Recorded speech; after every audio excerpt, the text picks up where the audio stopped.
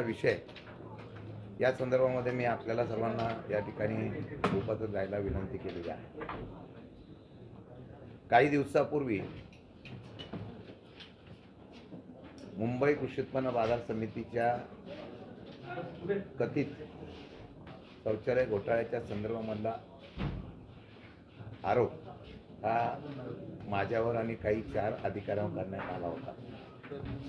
या संदर्भामध्ये काही बातम्या सुद्धा आल्या होत्या। त्याचा खुलासा करताना मी एवढंच सांगू इच्छितो की अगदी प्रामाणिकपणाने या सर्व प्रकरणामध्ये कुठल्याही प्रकारचा माझा संबंध नाही। प्रक्रिया करत असताना सध्याच्या राजकीय परिस्थितीमध्ये ज्या पद्धतीने एखाद्याचं राजकारणाच्या माध्यमातून चाललेलं कार्य थांबवण्याचा प्रयत्न होतो, त्याचं उत्तम उदाहरण हे माझ्या माध्यमातून आपल्याला सांगू इच्छितो।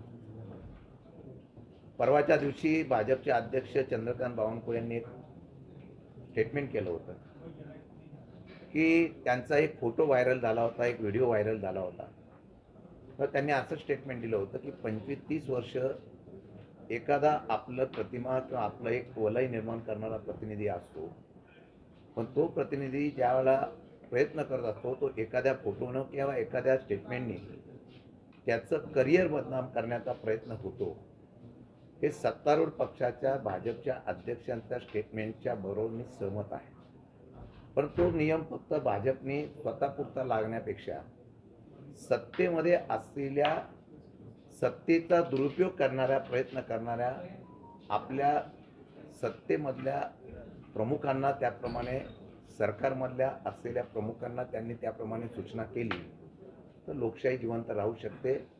ही वस्तुस्थिती आहे की 25-30 वर्षे आमच्यासारखे कार्यकर्ते सुद्धा फार मोठ्या प्रमाणात मेहनत करून लोकांचा पाठिंबा आणि या बळावर 25-30 वर्षे आम्ही राजकारणामध्ये उभं राहतो।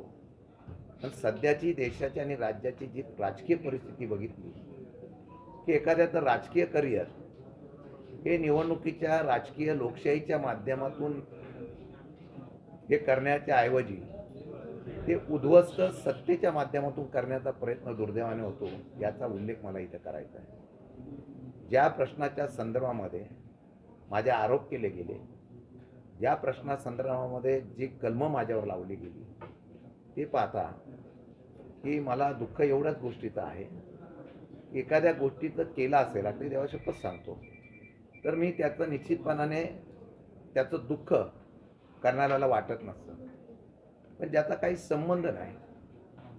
ज्या केसमध्ये या सरकारमधून नव्हे तर ज्यांनी आरोप केला त्यांनी कोर्टाच्या आदेशाप्रमाणे, कोर्टाने दिलेल्या सूचनेप्रमाणे ACP दर्जाच्या अधिकाऱ्यांनी चौकशी केली, त्यांनी क्लीन चिट दिली।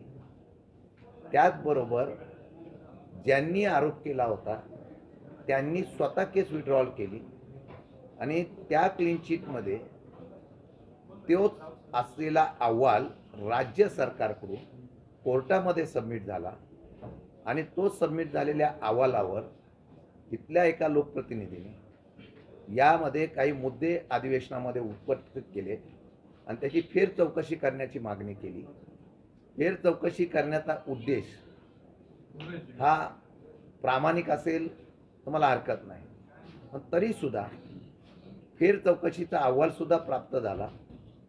तो प्राप्त झाल्यानंतर सुद्धा परवाच्या दिवशी या संदर्भामध्ये वेगळ्या पद्धतीने चौकशी आणि वेगळ्या प्रकारे गुन्हा दाखल करण्याचा प्रयत्न झाला।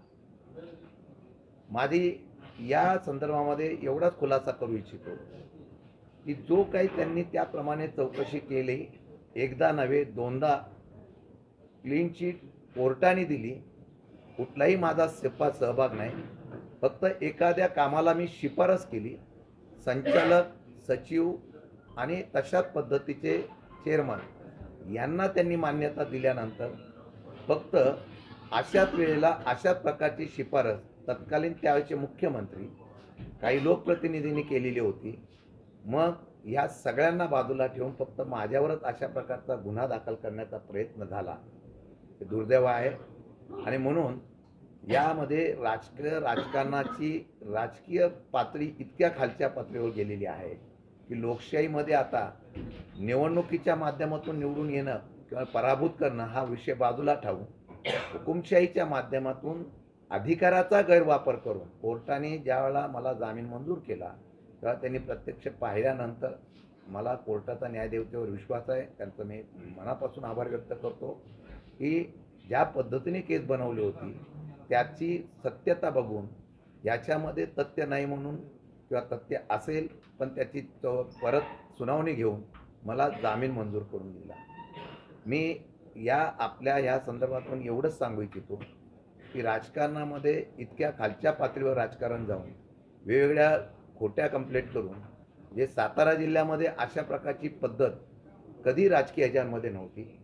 एकमेकांचा द्वेष, एकमेकांचा राजकीय विरोध तेवढ्यापुरता असायचा, पण तो आता इतक्या खालच्या पातळीवर जातोय आणि त्याला हातभार हा राज्य सरकारच्या असलेल्या अधिकारी वर्गातून किंवा राज्य सरकारच्या असलेल्या मुख्यमंत्री, उपमुख्यमंत्री, राज्य सरकार होत असेल तर दुर्दैव आहे. मला एवढीच गोष्टीचा खुलासा करायचा की सत्याचा विजय होत असतो. मी आजही सांगतो की ज्या FIRमध्ये कुठल्याही प्रकारची कलमं लावली त्या FIRमध्ये ती केस ज्यावेळेला कोर्टात उभी राहील त्यावेळेला त्या कोर्टाच्या केसमध्ये ती टिकणार नाही एवढा विश्वास मला आहे. परंतु दुर्दैवाने अशा प्रकारचा प्रयत्न केलेला आहे आणि त्या प्रयत्नाला मी तेवढ्याच समर्थपणाने समोर जाण्याचा निर्णय निश्चितपणाने घेईन. पक्षाच्या माध्यमातून येणाऱ्या लोकसभा, विधानसभेच्या माध्यमातून कार्यकर्ता किंवा नेत्याला दाबण्याचा प्रयत्न होणं आणि अशा पद्धतीने तसा प्रकार करणं हे कितपत योग्य आहे. पण मी ज्या भूमिकेवर आहात त्या भूमिकेवर ठाम आहोत. अशा दबावाला बळी न पडता भविष्य काळामध्ये याहीपेक्षा जोमाने तेवढ्याच दिवसांनी काम करण्याचा निश्चित मी प्रयत्न करतो. ओके.